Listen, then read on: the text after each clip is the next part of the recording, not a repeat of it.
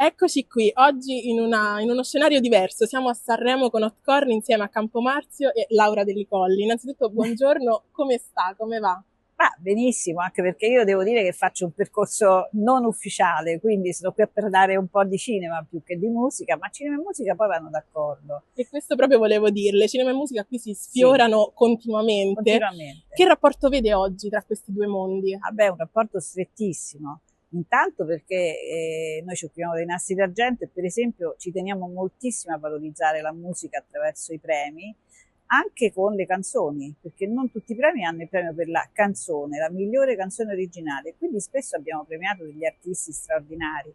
Poi personalmente sono anche presidente di una giuria che a Sanremo cioè anzi non a Sanremo, piuttosto a Venezia, alla Mostra Internazionale del Cinema, che da qui parte magari qualche spunto, alla Mostra Internazionale del Cinema di Venezia, in realtà si dedica proprio al rapporto tra la musica e il cinema con un concorso che riguarda la migliore colonna sonora dei film in concorso, appunto, cosa che non passa nei premi ufficiali di Venezia, ma Venezia ci ha autorizzato un premio collaterale, quindi è molto bello questo perché riusciamo a portare la musica anche noi in mezzo al cinema, quindi è Bellissimo. bellissimo. Lei guida da oltre 20 anni il Sindacato Nazionale dei Sì. Giornalisti Cinematografici Italiani e i Nastri d'Argento. Possiamo aspettarci qualche segnale o anticipazione sull'edizione di quest'anno? Beh, insomma, no, non siamo ancora in grado di dire delle cose, però le prime cose arrivano in realtà già prestissimo con i documentari, perché noi ci occupiamo di documentari, cortometraggi, però posso dire che questa per i film sarà un'edizione veramente speciale, perché 80 anni sono anche un modo per ripercorrere una storia e anche per scoprire qualcosa, perché siamo andati per esempio a frugare così nell'archivio che stiamo riorganizzando, trovando veramente delle perle assolute. Ci sono personaggi che non avremmo mai immaginato di ritrovare andando a cercare appunto, non so, anche nella prima edizione, 1946, che fu ospitata dall'Hotel de Lucie di allora a Roma, che poi divenne anche sede della RAI, e c'è una cosa bellissima che praticamente il nastro, che oggi è insomma da tempo un nastro che non ha mai cambiato la sua forma, però allora era una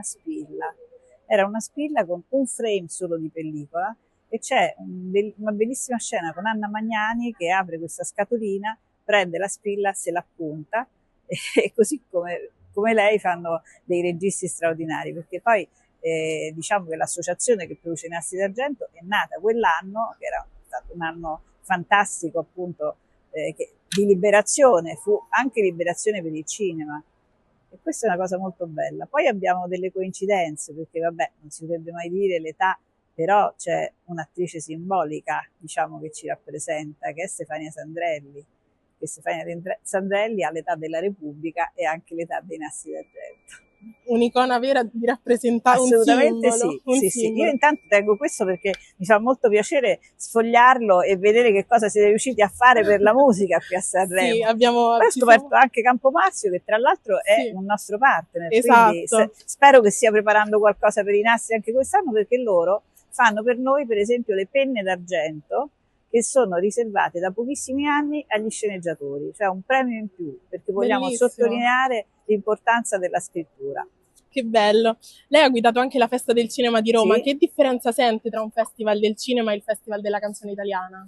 Beh, è un po' diverso, intanto perché qui veramente è un grande circo, anche i festival lo sono un po', però diciamo che un festival, i festival sono un po' più, i grandi festival sono un po' più ordinati, hanno comunque delle regole, hanno il pubblico che naturalmente è come quello che vediamo qui perché i fan sono dappertutto, però poi c'è un'internazionalità che rende le cose anche un po' più, come dire, difficili da una parte, ma insomma anche appassionanti dall'altra. L'incontro tra un cinema italiano vivace come il nostro, e poi si può dire che va male in sala, anche se in questo momento no, però diciamo che il cinema ha sempre, il cinema italiano ha una sua forza anche creativa, delle sorprese appunto con anche con i giovani, e questo però è un meccanismo che c'è anche nella musica, perché qui per esempio c'è un plotone di giovani straordinario. È Ieri sera ho vero. incontrato Leo Gassman, che tra l'altro mi ha riconosciuto subito perché è venuto a prendere il suo primo premio della storia di cinema per Califano, lo prese con le Certo. serie, E quindi ieri sera ho detto no, sono io fuori contesto. Però vi siete ritrovati... Sono il classico cerca l'intruso. E a proposito di Campomarzio, noi facciamo sempre questa domanda, siccome Campomarzio, a parte l'argento, è conosciuta per tanti colori. Se Sanremo fosse un colore, che colore sarebbe per lei? E i nastri? Beh, intanto non può essere un colore d'argento, lo vedrei più dorato. Però forse non lo so, i fiori fanno pensare a tanti colori, quindi forse è il più intonato dei festival anche a quello che Campomarzio vuole farci dire, e quindi ai colori che hanno scelto, che sono ormai una sorta di brand nel brand. No? È vero. I nastri non diciamo l'argento perché è troppo semplice rispondere. Beh, i nastri, sì, il colore è l'argento, ma soprattutto credo che sia il colore della passione, perché se non ce l'avessimo, la passione naturalmente ci fa pensare al rosso, ma in realtà il nostro carpet è blu. Quindi, un insieme di colori, un bellissimo arcobaleno. Un insieme di colori, sì. Bellissimo. Ultima, un po' più personale, cosa ascolta Laura Delli Colli? E a Sanremo ascolta con l'orecchio della critica o con quello della spettatrice? No, io sono sempre spettatrice, ma anche al cinema. Cioè, noi siamo cronisti, quindi dobbiamo cogliere le cose che più in qualche modo coglie anche il pubblico. Non ho mai avuto la sensazione di sentirmi critica, guardo sempre un film come se fosse anche con gli occhi del pubblico, e questo ci aiuta a scegliere sicuramente meglio per non avere quello schema anche di criticità che giustamente appartiene anche a un altro livello della professione. Io sono fiera poi personalmente di essere una che ascolta tantissima musica, e seguo Sanremo, non mi vergogno di dirlo quando ci sono le serate, anche che stai a casa, chi le segue a casa, i salotti, ma sai che c'erano dei grandi personaggi di cinema che amavano fare queste cose in un'epoca in cui non avresti mai sospettato che c'era un gioco del genere. È vero, è vero. Per citarne uno storico, perfino Luchino Visconti faceva le serate a casa, meraviglioso, con il cinema. E poi non posso dimenticare quelle di Enrico Lucherini, più chiassose decisamente, ma insomma sono sempre delle occasioni, erano sempre delle occasioni pazzesche. Grazie di cuore. Buon lavoro a voi. Grazie, ciao.